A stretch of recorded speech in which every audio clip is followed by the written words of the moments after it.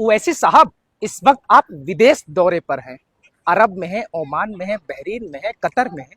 हिंदुस्तान के मुसलमानों पर जुल्म हो रहा है, मॉब लिंचिंग हो रही है, उनके घर बुलडोज हो रहे हैं। अलीगढ़ में 4 मुस्लिम नौजवानों को बेरहमी से पीटा गया, उनके जिस्म को लहूलुहान किया गया। हिंदुस्तान में लगातार मुसलमानों की मॉब लिंचिंग हो रही है। ये तमाम मुद्दे अंतर्राष्ट्रीय मंचों पर रखिए ना। आप क्यों नहीं रख रहे हैं? ये सवाल मेरा नहीं, ये सवाल कुछ लोगों का है जो आज असदुद्दीन ओवैसी से सवाल कर रहे हैं। मैं असदुद्दीन ओवैसी का एक छोटा सा सिपाही होने के नाते एक जवाब देता हूं। आपसे एक सवाल है, जब आपके घर में लड़ाइयां होती हैं, इख्तलाफात होते हैं, झगड़े होते हैं, तो क्या उन झगड़ों को आप चौराहों पर, बाजारों पर, मोहल्लों पर ले जाकर के सबको बताते फिरते हैं, या कोई पंचायत बिठाते हैं? फिर आप उस वक्त कहते हैं कि नहीं भाई साहब, ये बाहर से हल नहीं निकलेगा, ये हमारे अंदर का मामला है, हमारे घर का मामला है, हम घर में सुलझा लेंगे।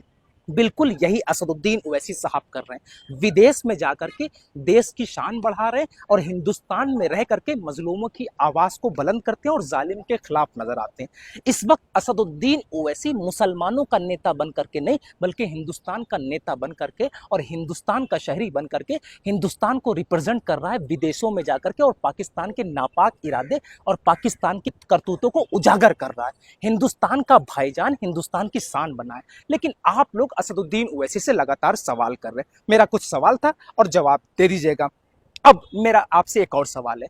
अंतर्राष्ट्रीय मंचों पर अगर मसले रखने पर उनका हल निकलता, जुल्म मिटता, तो आज गाजा की जमीन गुलजार होती। बर्मा, यमन, सीरिया, कश्मीर, फिलिस्तीन, यहाँ के तमाम लोगों के चेहरे पर मुस्कान आती। लेकिन नहीं। अब बताइए, फिलिस्तीन का जुल्म दुनिया के किस कंट्री को नहीं पता है?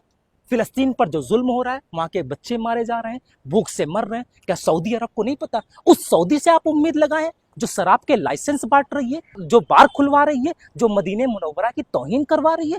आप उससे उम्मीद लगाएं? इस बात को समझ लीजिएगा कि न हम नवा न हम नसी से निकलेगा, हमारे पैर का कांटा हमें से निकलेगा। और जिस दिन आपने अपने अंदर सियासी शऊर पैदा कर लिया और सियासत में आ गए, सियासत में बराबर के हकदार हो गए, यकीन मानिए उस वक्त, उस दिन ही आपकी मॉब लिंचिंग रुक जाएगी, आप पर जुल्म रुक जाएंगे, और आपको जो इज्जत मिलनी चाहिए वो इज्जत मिलेगी। हमारे ये अंदर का मामला है, इंटरनल मामला है। अभी ओवैसी विदेश में है, हिंदुस्तान को रिप्रेजेंट कर रहे हैं, अपनी पार्टी को रिप्रेजेंट नहीं कर रहे हैं, मुसलमानों को रिप्रेजेंट नहीं कर रहे हैं, बल्कि हिंदुस्तान को रिप्रेजेंट कर रहे हैं। खैर, उम्मीद करता हूं कि आप इन सारी चीजों को समझ गए होंगे, और इस वीडियो को ज्यादा से ज्यादा शेयर कीजिएगा और अपनी स्टोरी पर और कम से कम 20 लोगों को जरूर शेयर कीजिएगा।